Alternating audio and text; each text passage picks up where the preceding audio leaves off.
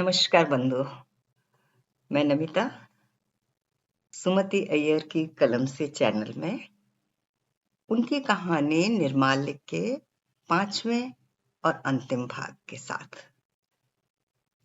चौथे भाग के अंत तक हम सुन रहे थे कि माँ आई है गुरुकुल वरुण से मिलने और वरुण और माँ कावेरी के किनारे बैठे हैं।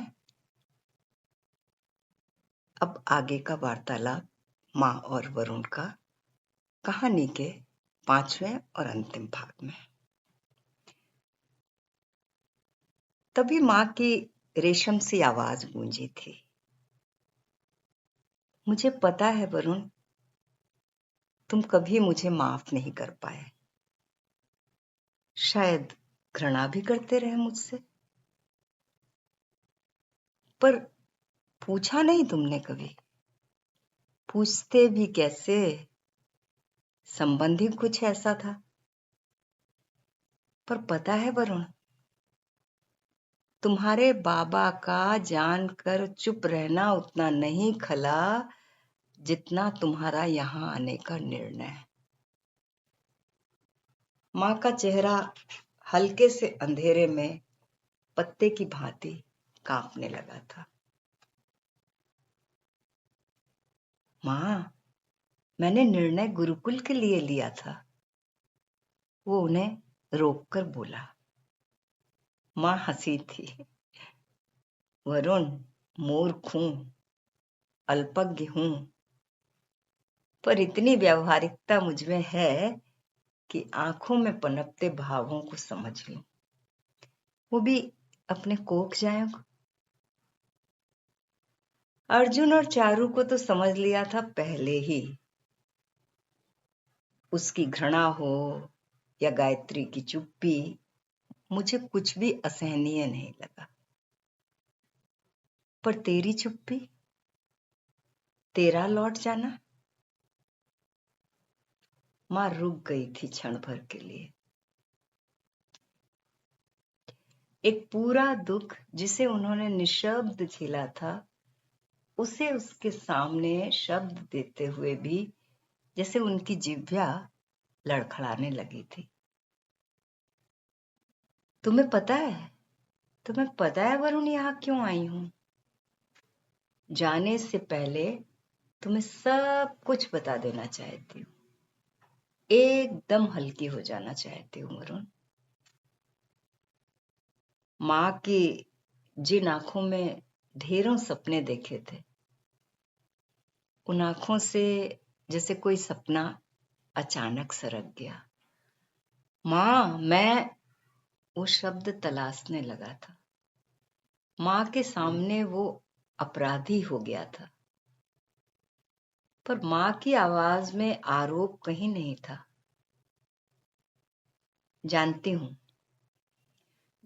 हूं उस दिन चारू ने जो भी कहा था तुम्हें देखकर, शायद तुम्हारी तमाम शंकाओं दुविधाओं का मूल कारण वही है। वो चुप हो गया था और पानी के बहाव को देखता रहा। हवा से पानी में छोटे छोटे कंपन होने लगे थे, लहरों का आभास सा देते। वरुण, सच, मुझे ये कहते हुए कोई तकलीफ नहीं होगी कि मैंने तेरे आदित्य चाचा में मन का सच खोजा था। तुम्हारे बाबा तो मेरी देह को ही सच मानते रहे। मैं देह का सच जीते जीते ऊब गई थी। पर कितना अजीब है ना, कितना अजीब है कि मन का सच खोजते खोजते भी वहीं जा पहुंची, उसी देह के सच तक। पर जब एहसास हुआ ना, तो बहुत देर हो चुकी थी। तुम गर्भ में आ गए थे। तभी सोचा था तू ही मेरे मन और देह के सच की संतान है और तू ही समझ पाएगा दोनों को। मां रुक गई। वो सिर झुकाकर सुन रहा था। एक चिड़िया चीखती हुई उड़ गई।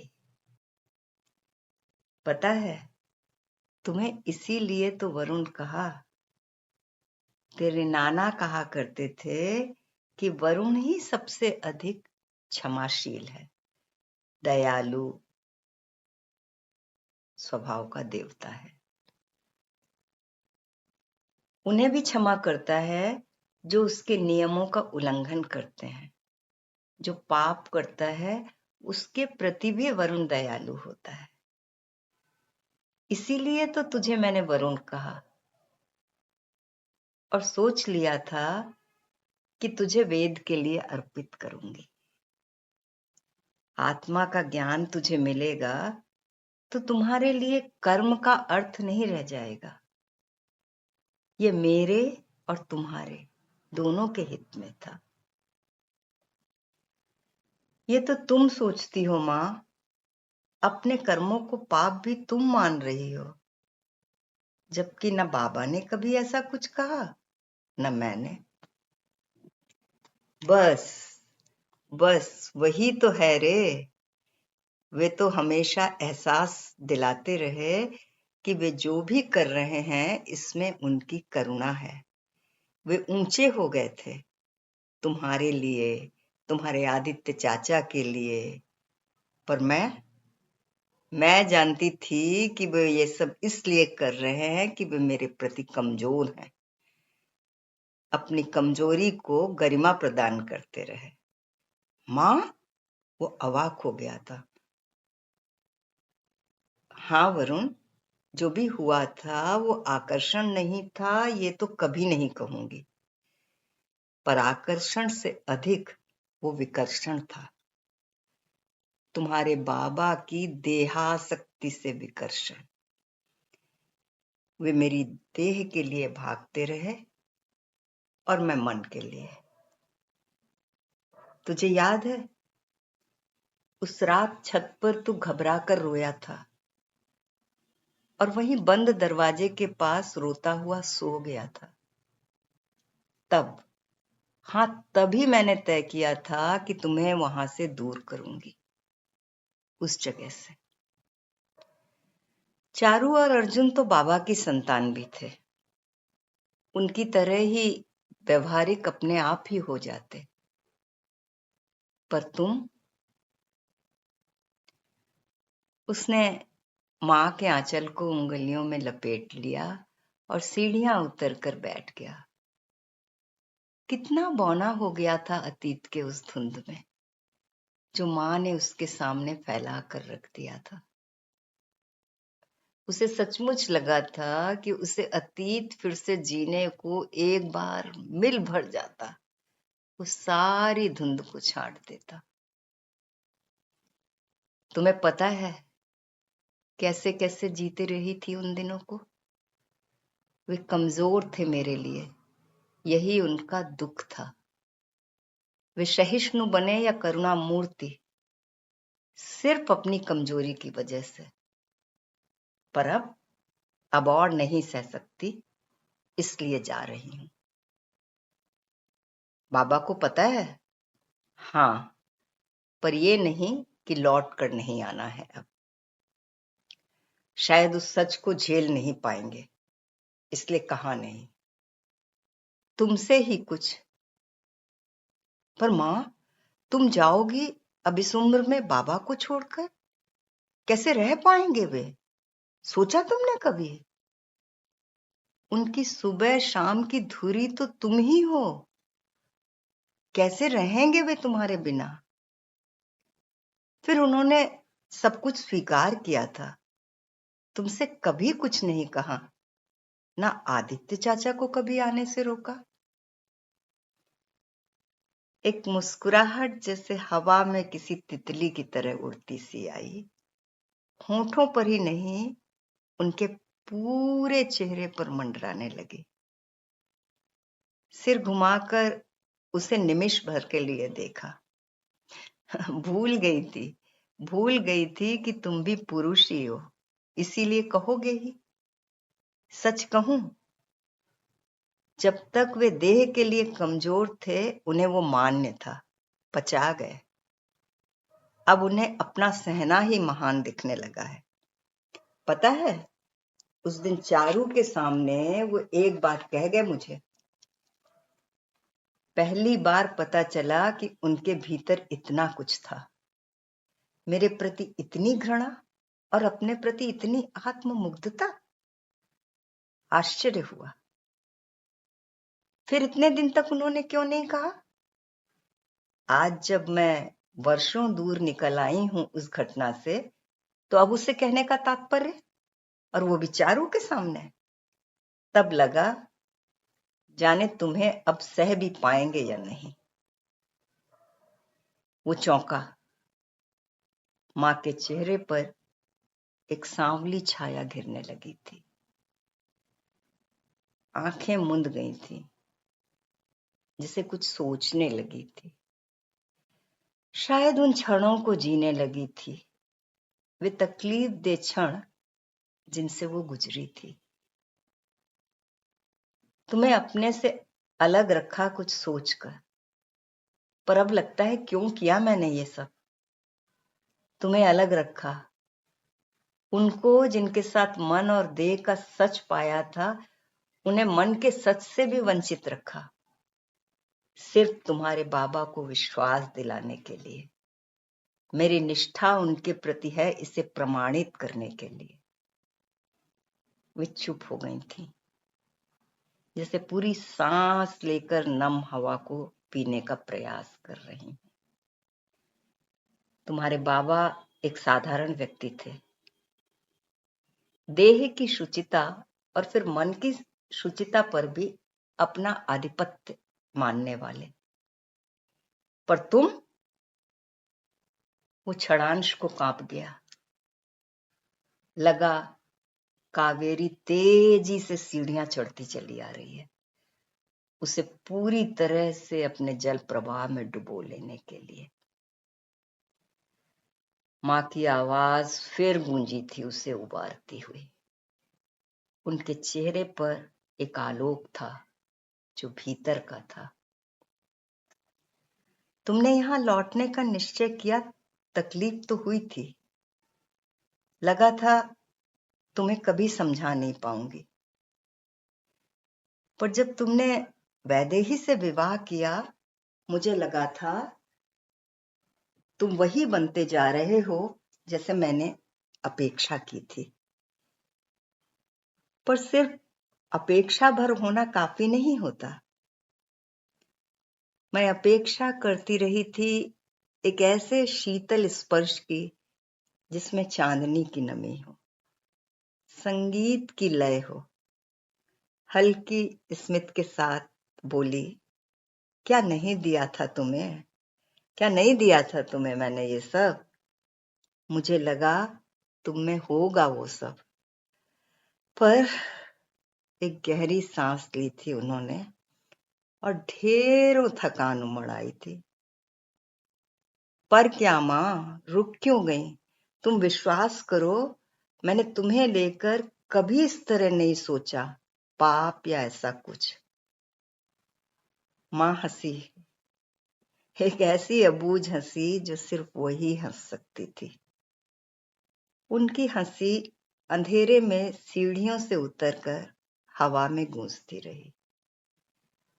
शायद तुम ठीक कहते हो, मेरे ही मन का चोर होगा जो ऐसा सोच गई। रेशम की तरह सन्नाटा फिर फिसलता रहा। हवा की सरसराहट कब मौन का हिस्सा बन गई, पता ही नहीं लगा। कुछ क्षणों के लिए उनमें से कोई नहीं बोला। हवा के झोंके ढेर सारी नमी लिए आते और मां का शरीर सिहर उठता था। उसी ने मां को उठाया था। छोड़ो मां पुरानी बातों को, तुम विश्वास करो, तुम यहां हो गुरुकुल में। इस पूरे गांव में सब कुछ ताजा है। हवा, कावेरी का छलछलाता प्रवाह, यहाँ के पेड़ पौधे, पत्ते, तुम्हारी चांदनी।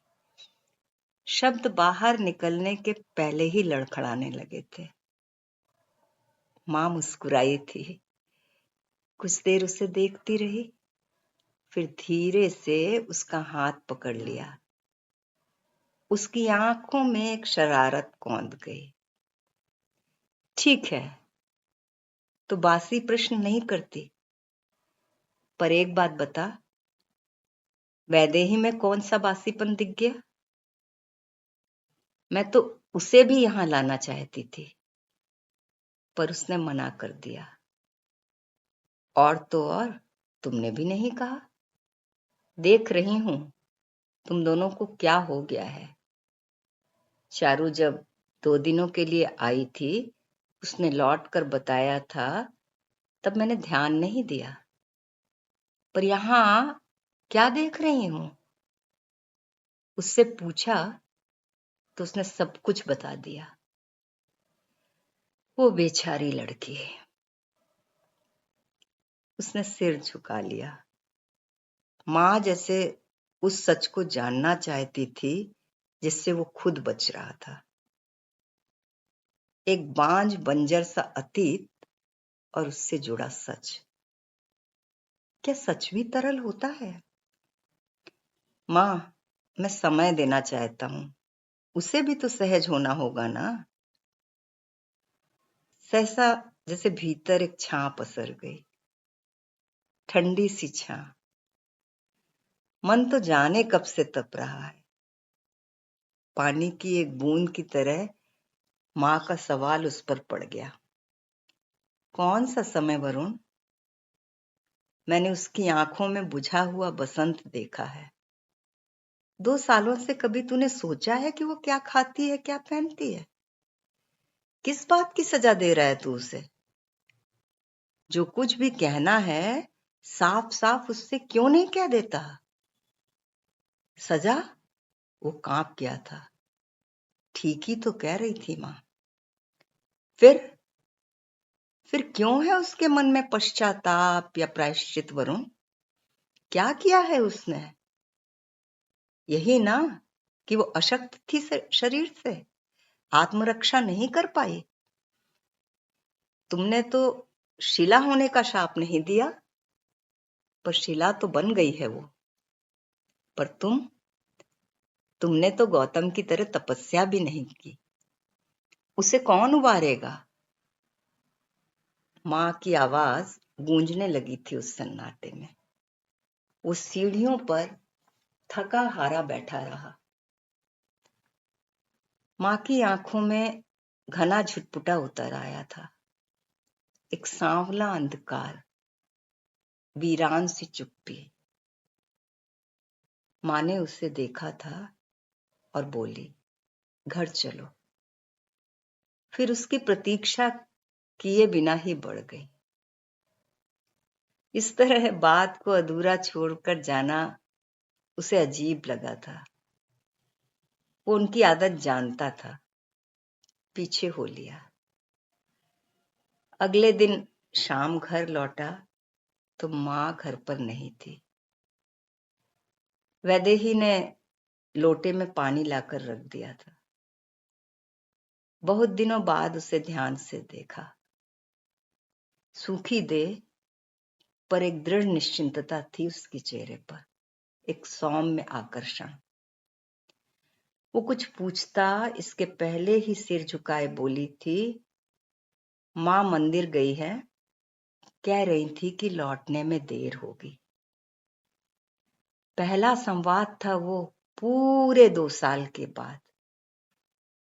उसे अटपटा लगा। उसने पहली बार उसकी आंखों को ध्यान से देखा। निरीह और चुप्पी भरी आंखें थीं। उन्हें देखकर जब वो तटस्थ हो गया था या होने का दंभ भर रहा था, कौन से वे क्षण थे जो उसकी तटस्थता को चुपचाप सरकाकर पास आकर बैठ गए थे। चुपचाप। वो चाहता था कि उससे संबंध का सिलसिला शुरू हो। अनकहा कुछ नहीं रहता, न एकांत में कुछ झरता है। उसमें जो भी अनकहे संवाद हैं उस तक पहुंच क्यों नहीं रहे हैं? वो लौट गया था। मां मंडप में ही थी, शून्य को ताकते हुए। हर श्रृंगार चुपचाप झरने लगा था। वो मां के पास आकर बैठ गया। मां ने कनखियों से उसे देखा, फिर कावेरी को देखने लगी। उसकी उपस्थिति को महसूस किया था उन्होंने। पिछले दिन के उस लंबे वार्तालाप के बाद वो शाम उस अनकही समझदारी की थी जिसे पाने में वो वर्षों पहले चूक गया था। लगा जैसे गीली रेत पर मां पिछले 2 दिनों में पांव के निशान बनाती रही थी और वो मुग्ध बालक सा इन निशानों पर पांव धसाते हुए चुपचाप चलता रहा है। मां गला रोंदाया था। वरुण, कुछ सुनाओ। याद है गुरुकुल से लौटकर सुनाते थे?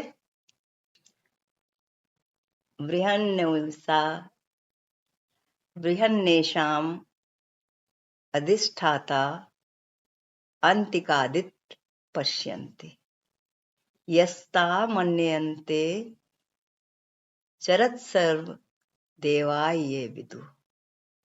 वरुण सूक्त मां को प्रिय था, यहीं से शुरू किया।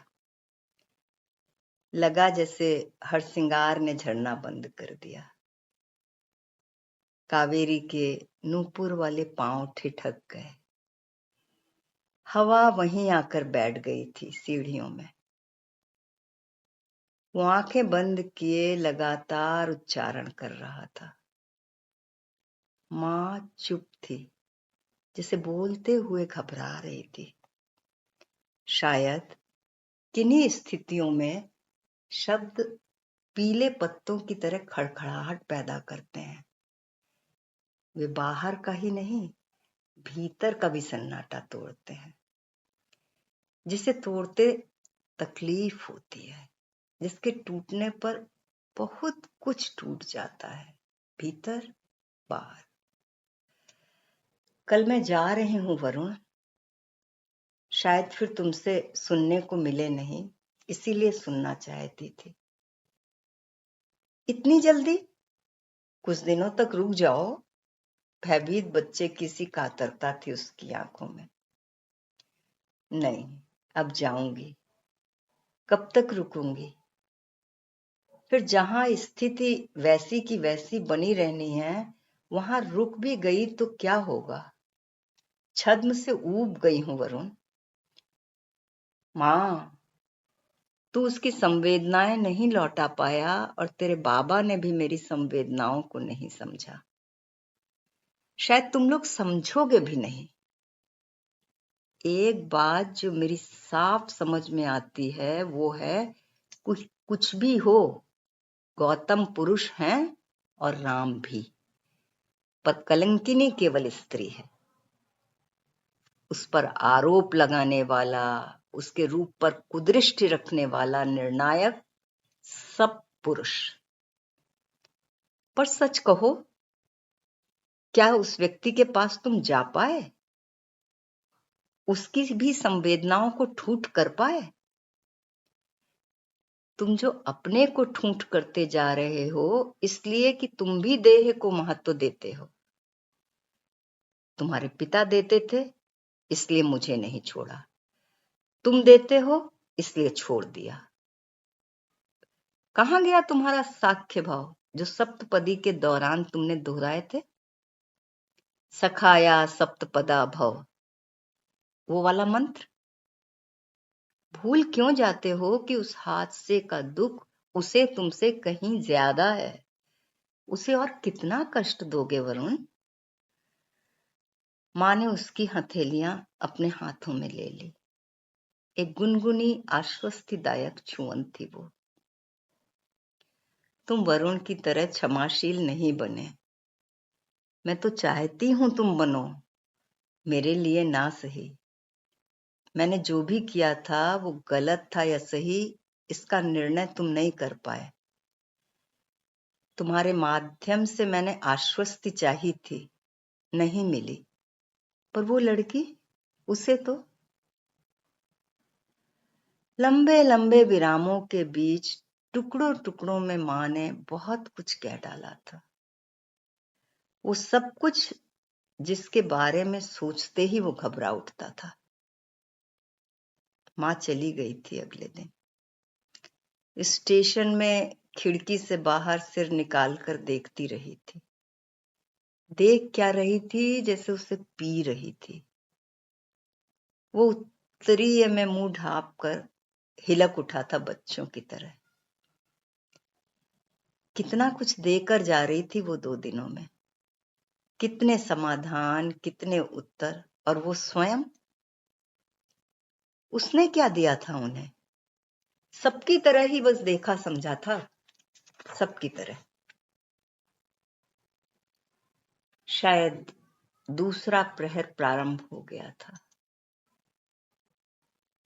पूरी निस्तब्धता में रात उनीदी सी लेटी थी। वो घर लौटने लगा। कल शाम मां यहां थी, प्रश्न करती, उसे अपने तर्कों से परास्त करती। आज उसे अकेला छोड़ गई है यहां, अपने ही निर्मित संशयों से जूझने के लिए छोड़ गई। कितना गलत था वो।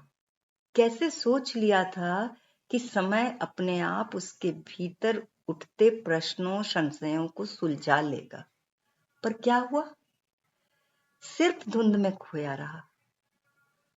कावेरी ने रूप बदले, पेड़ पत्तों ने पत्ते बदले, स्वयं वो उम्र के साथ बढ़ता रहा, पर संशय तो वैसा ही रहा। उसके भीतर क्या बदला? कुछ भी तो नहीं। अशांत मन जैसे भटक कर वहीं पहुंच गया, आंगन के पास, जहां वैदेही की चटाई बिछी है। मां के लौटने के बाद संवाद का सूत्र भी गायब हो गया है। कहां से सिरा खोजेगा, या कि सिरा उसके ही पास है? उसारे पर खड़ी छाया उसे देखते ही भीतर चली गई। लोटे के पानी से मुंह हाथ धोकर आया तो चौके में पत्तल बिछा था। झुककर भोजन परोसती वैदेही को ध्यान से देखा। लगा जैसे दोनों के बीच जो एक सूनी विवशता आ सिमटी थी, जहां कुछ नहीं किया जा सकता था, वो धीरे धीरे समाप्त हो रही है। गुरुकुल के उसारे में कोई छात्र मंत्रों को कंठस्थ कर रहा था। सोमाः प्रथमो विविध गंधर्वो विविध उत्तर। आज प्रातः उस मंत्र की व्याख्या वो दे रहा था। चंद्रमा ने कन्या को पहले प्राप्त किया और कांति प्रदान की, गंधर्व ने सौंदर्य। उस छात्र ने शरारतन प्रश्न किया था कि जब कन्या का वर पहले इतने देवता प्राप्त करते हैं, तो फिर वो कन्यादान कहाँ हुआ? उन मंत्रों का निहितार्थ बताते हुए कितना हास्यास्पद लग रहा था। निहितार्थ को समझा सकता है वो, पर मंत्रों के निहितार्थ ही समझाने तक ही तो उसका विवेक सीमित है क्या? तुमने खाया नहीं? पहला सूत्र उसने पकड़ा। खा लूंगी, संक्षिप्त सा उत्तर था। न गुस्सा, न आक्रोश, न उपेक्षा, न तटस्थता। शब्द सिर्फ शब्द हो सकते हैं, किसी भी अर्थ को ना ढूंढते हुए। ये पहली बार लगा था। खा पीकर वो उसारे में बैठा रहा, अपने ही अंतर्द्वंदों में खोया। कौन सा वो दुर्भाग्यपूर्ण क्षण होता है जब निर्णय ले लिया जाता है, एक छोटा सा निर्णय, पर वो इतना छोटा नहीं होता जितना लगता है। दरअसल पूरी जिंदगी खत्म हो जाती है और निर्णय लंबे रास्ते पर घिसटता रहता है। शायद यही हुआ था उसके साथ। क्या ये रात यूं ही कुहासे में घुल जाएगी? अर्थ को खोजते हुए ही वो अस्तित्व को खत्म करता रहेगा? शायद नहीं। उसे लगा उसे मुक्त होना है, भीतर की तमाम गांठों से, खोहों से मुक्त होना है। जाने क्या सोचकर उठा और भीतर गया। वैदेही चटाई पर बैठी थी, घुटनों में सिर छुपाए।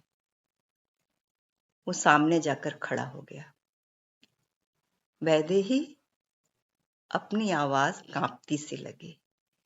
शायद 2 वर्षों के बाद वो नाम लिया था फिर से। तभी ना जिह्वा लड़खड़ाने लगी थी। कांपती आवाज के बावजूद उसकी आत्मीयता और मिठास ने उसे छुआ होगा। उसने झटके से सिर उठाया। तुमने मुझसे कभी शिकायत क्यों नहीं की? मां से ही क्यों कहा? अटपटे असंगत से वाक्य निकल रहे थे ऊहापोह में। आंखों का बांध जैसे फूट पड़ा। उसके कंधे पर हाथ रखकर उसे उठाया। एक डबडबाया सा चेहरा था उसके सामने। सही गई तकलीफें, तमाम अनकही शिकायतें और घाव उनमें चमकने लगे। एक बांध जो ढह गया था, फैल गया था चेहरे पर, देह पर। देर तक उसी अवस्था में भीगा खड़ा रहा। सहसा वो उसके पैरों पर झुकी थी। वो चौंका, पीछे हट गया। लगा जैसे निर्माल्य पर उसके पैर पड़ गए हैं। उसने उसे उठाया और गले से लगा लिया। वैदेही, उसका अस्फुट स्वर उसकी सांसों में घुल गया। गुरुकुल से आती हवा मंत्रों की स्वर लहरी को ढोती हुई आ रही थी। सा त्वमस्य भूहमस्मि, सा त्वम दोरहम, पृथ्वी तम रतोहम। वो अनायास बुदबुदाया। तुम ऋग हो, मैं साम, मैं आकाश हूं, तुम पृथ्वी, मैं शुक्ल हूं, तुम रेतस, मैं मन हूं, तुम शब्द। और बस यहीं समाप्त होती है कहानी निर्माल्य। धन्यवाद।